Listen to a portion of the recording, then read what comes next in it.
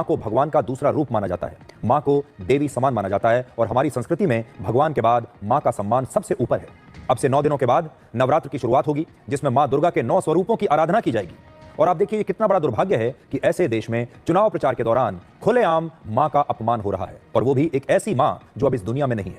मां किसी की भी हो, वो सम्माननीय होती है। हमारे देश के संस्कारों में अपने विरोधी की मां के भी पैर छुए जाते हैं, लेकिन बिहार का चुनाव जीतने के लिए, एक मामूली सी बढ़त पाने के लिए, मुट्ठी भर वोट पाने के लिए कांग्रेस पार्टी ने इस बार प्रधानमंत्री मोदी की स्वर्गीय मां का एक बार नहीं बल्कि बार बार अपमान किया है।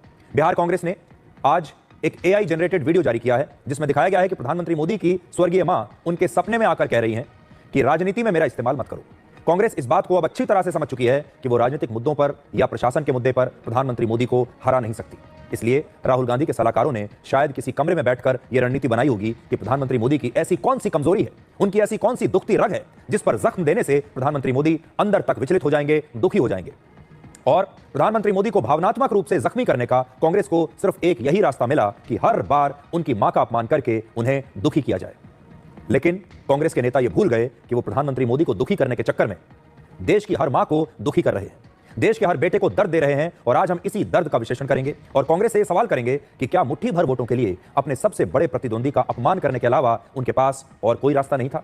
क्या अब वो ये ताकत भी खो चुके हैं कि वो प्रधानमंत्री मोदी से सामने से आकर युद्ध लड़ सके, उनका मुकाबला कर सके? युद्ध के कुछ नियम होते हैं, उन नियमों के मुताबिक उनसे युद्ध कर सके। इसलिए अब प्रधानमंत्री मोदी पर धोखे से यह इमोशनल हमला किया जा रहा है। सबसे हैरानी की बात यह है कि हमला उस पार्टी की तरफ से हो रहा है जहां पर हमेशा से मां और बेटे ने मिलकर सरकारें चलाई हैं, चाहे वो इंदिरा गांधी और संजय गांधी हों या फिर आज के दौर में सोनिया गांधी और उनके पुत्र राहुल गांधी हों। आज आप इसे सिर्फ एक राजनीतिक विषय मत समझिए, इसे सिर्फ पॉलिटिक्स मत समझिए। यह अपने प्रतिद्वंदी को भावनात्मक रूप से लहूलुहान करने का एक नया तरीका है और यह भारत की राजनीति का एक नया निम्न स्तर है। आपको